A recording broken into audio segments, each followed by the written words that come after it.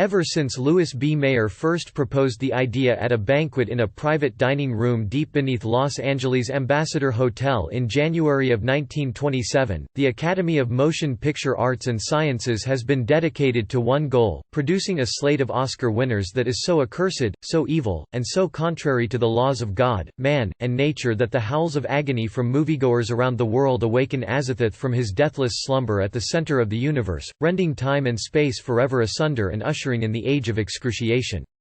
Although the Academy has diligently pursued Mayer's vision of cosmic annihilation at the hands of unspeakable elder gods in the decades since, their unholy rites have always failed. Or almost failed. In 2006, the prize was nearly within its grasp. At the moment Crash was announced as the Best Picture winner, a night watchman at the site of the Ambassador Hotel, then mid-demolition, reported that the walls of the Embassy ballroom dripped blood, and the evening broadcast of local radio station KDLD was briefly interrupted by the sound of a hideous, inhuman voice, laughing with awful delight. Although the universe was not destroyed that evening, the night wasn't a total loss. Philip Seymour Hoffman won Best Actor, and the next morning, a janitor at the Los Angeles Central Library discovered a hidden chamber in the central tower containing the remains of former city librarian Mary L. Jones' alchemical laboratory.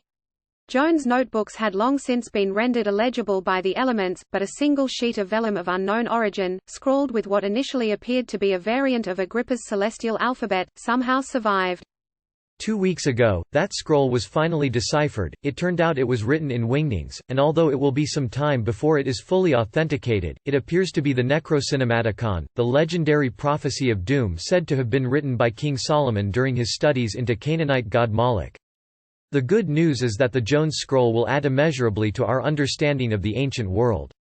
The bad news is that Solomon, working in roughly 927 BC, seems to have somehow written a description of the 92nd Academy Awards. Babylon the Great will rise once more to the west, and all the world will partake of her sins and plagues, and they will make them a molten statuette to worship, and offer it 91 sacrifices, but on the 92nd, the seal will be opened. Stranger still, it ends with what appears to be a more or less valid ballot for the 2020 Oscar ceremony. Theologians and awards season experts say that although Solomon's choices would undoubtedly make for a terrible Oscar ceremony, they don't seem to have been chosen based on the quality of the films in question but rather on the amount of pain, suffering, and confusion they would cause if they won in their categories. Although the Necrocinematicon prophecy is just a list of categories and names, and doesn't include any commentary on the winners, we've reached out to occultists and awards race watchers, all of whom are wiser than Solomon when it comes to the motion picture industry, in the sense that it didn't exist in Solomon's day, to try to decipher what we can expect to see happen at this year's Academy Awards. Here, then, is Slate's Oscar prophecy, divined from the writings of King Solomon himself. Fingers crossed. Actress in a supporting role, Scarlett Johansson, Jojo Rabbit. The first award of the night will be disappointing, perhaps, but not particularly ominous until Johansson, halfway through a run of the Mill acceptance speech, begins speaking in tongues.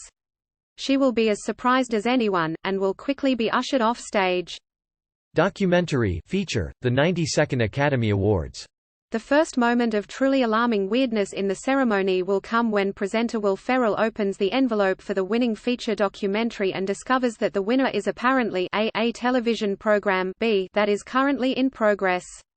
Most of the audience will believe this to be a joke, until Oscars director Glenn Weiss, moving stiffly and unnaturally, as though his limbs were not completely under his control, leaves the production booth for the stage to accept an award he is not eligible for a television program he has not yet finished directing. He will thank the movies, stagger off stage, and never be seen again.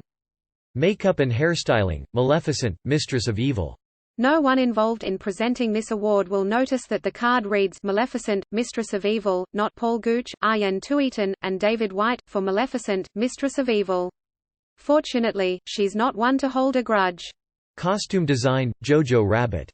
As with Johansson's win, no one will be too alarmed by another Oscar going to Jojo Rabbit until the acceptance speech, a tribute to designer Hugo Boss, whose work was such an inspiration for Jojo Rabbit's costumes.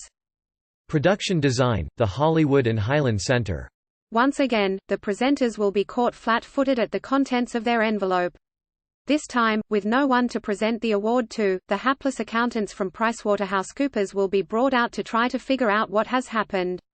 But as the presenters huddle on stage, the card with the name of the award winner will be ripped from one of their hands by a sudden gust of wind, float through the air, pursued by Pa out the emergency exit, and land in the mouth of one of the elephants that looms over Hollywood and Highland, where it will burst into flames and vanish from our dimension forever.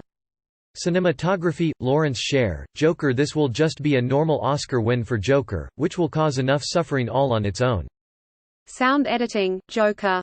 Again, there's no need for anything supernatural to happen for a Joker win to please Azathoth the Devourer. Sound mixing, Joker. Azathoth loves Joker as what we're prophesying. It's like his favorite movie, practically. International feature film, Joker. This one will be a big disappointment for Parasite, but not to the elder gods. Film editing, unknown. At the moment that the winner for film editing is announced, the television broadcast will unexpectedly cut to a time-lapse shot of a decomposing fox.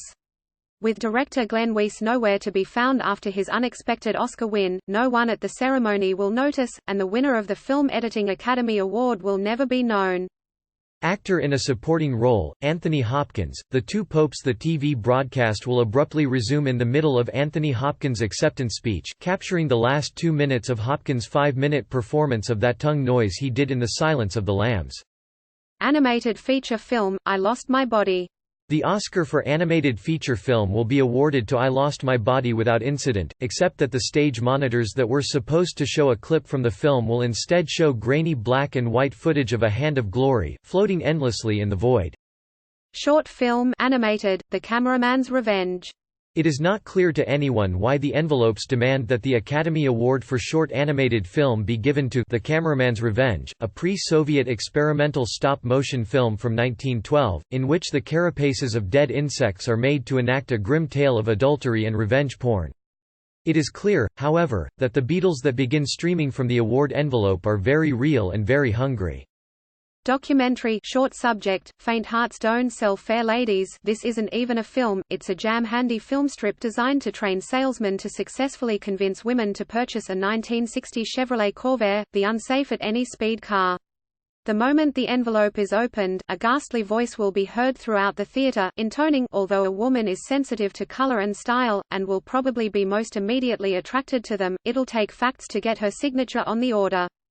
Visual effects, Avengers, Endgame. Azathoth loves this movie. Short film, live action, Electrocuting an Elephant. Electrocuting an Elephant, Thomas Edison's 1903 film of the death of Topsy at Coney Island, will not actually win this award. No one will win this award.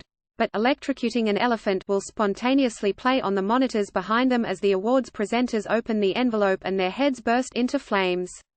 The broadcast will cut to a crowd reaction shot, and the sound of thunderous laughter and applause will play over footage of hundreds of stars, none of whom are laughing or clapping. When the camera returns to the stage, the presenters will have vanished completely. Writing, adapted screenplay, Jojo Rabbit. As Solomon knew, there is no novel that cannot be improved by adding an imaginary Hitler to it. Finally, the Academy will acknowledge this truth. Writing, original screenplay, Parasite. Bong Joon-ho and Han Jin-won will be halfway to the stage before the presenters, two actors who seem familiar but whose faces keep blurring and shifting, read the rest of the card, specifying that the parasite in question is Ballot, the worm who sleeps not, who will promptly erupt from the stage and swallow up the unlucky screenwriters. Music, original score, Randy Newman. Marriage Story music, original song, I Can't Let You Throw Yourself Away, Randy Newman.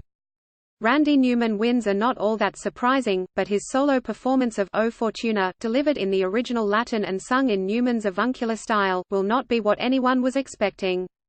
Actor in a leading role, Joaquin Phoenix, Joker. Even Azathoth appreciates a performance this electrifying.